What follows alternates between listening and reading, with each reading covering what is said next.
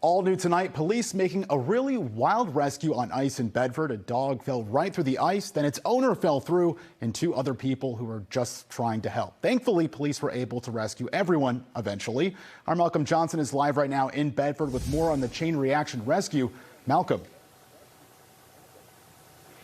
Hypothermia, Darren, can set in within just minutes. Thankfully, Bedford police here only had to drive about 2 miles to reach the victims. This was a first for all it's a of us. first. Me and Sanchez have both been on the force for 2 months. With less than 90 days experience, these officers saved lives after a woman fell through thin ice when going after her dog that got loose near the Concord River. They were close enough to shore that we were able to help, but it's a pretty tense situation, especially being cold out. A good Samaritan tried to help the dog owner, and she fell in herself. A man nearby then tried to help the both of them, and he fell in. Yeah, I know they were all trying to help, but if they all end up in the water, if they were stay in the water for too long, it could become fatal, but we were able to get there on time. When I arrived, I saw that there was, in fact, a third person and a dog in the water. Each police cruiser has a water rescue device inside with a rope for victims to grab a hold of. I grabbed mine and threw it out to the first individual.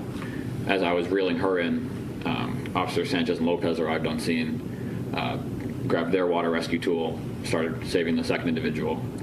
We were able to get all three individuals back. The second individual was able to hold on to the dog while we pulled her in. Mission successful and a tragedy avoided. If you notice somebody that's fallen through ice, don't try and go into the ice to try and save them, because it's most likely too thin for you as well, and you're going to go through it. Yeah, I feel good. I mean, especially that we were able to save the 3 people and the dog. Obviously, we're going to do the best we can no matter what, but you feel a little bit better when you can actually save everybody.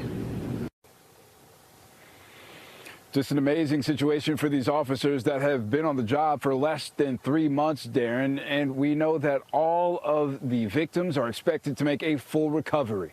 We're live tonight reporting in Bedford. I'm Malcolm Johnson, NBC 10 Boston.